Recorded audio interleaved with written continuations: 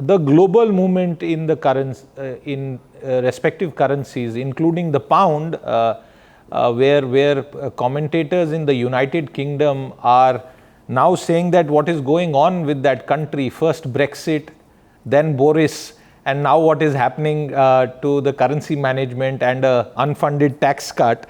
What's your sense as far as the rupee is concerned? Is it something that we should be worried about, or do you think it will find a level very soon?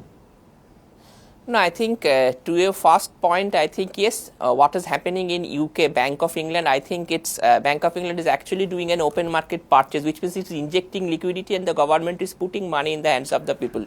So that's a classic recipe of an fiscal and monetary disaster, and that's why that is pounding that is pushing the pound down, actually hammering the pound. And also there are now talks about that Brexit could actually be downgraded in terms, the UK could be downgraded in terms of the credit ratings.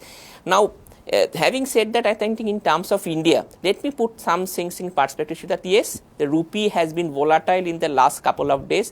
But if I actually look from the beginning of the Ukraine war at the starting point and today, when the rupee is close to 82, I think the rupee has depreciated by around 8.2%. And if you look into the dollar index, that has appreciated by 18%. Now, if we just go back and see what happened after the global financial crisis, at that point of time, the dollar index has appreciated by around 6% and the rupee actually lost 50% of its value.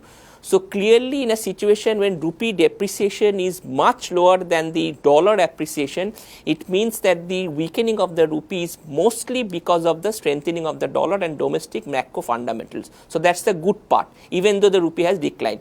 Now, if I fast forward it and look into the episodes of the rupee disturbances over the last 10 years or even the 20 years, I find that whenever the rupee has depreciated, there has been also a strong case of rupee recovery after the market has actually recovered. This was the case after the global financial crisis when the rupee went to 69, if you remember, in 2013 August, then it reverted back to below 60. So my sense is that the RBI has defended the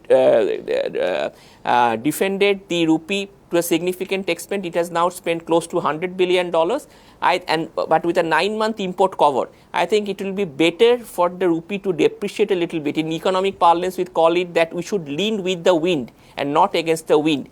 Let the rupee find a little bit of value, and I think after things improve, things will improve in the next 2 months at the Fed pace of rate hikes taper off and Indian inflation numbers come lower than expectations, I think rupee will have much ground to cover with. But for now, I think possibly the RBI can let it go a little bit, but not to a significant extent, because a larger depreciation also biggest depreciation, and the market actually then believes that there could be the rupee actually could go even lower. So my sense is that allow it to get to some distance, but after some time, but not to the extent that, what I will say, but may not make it significantly volatile in the intervention strategy.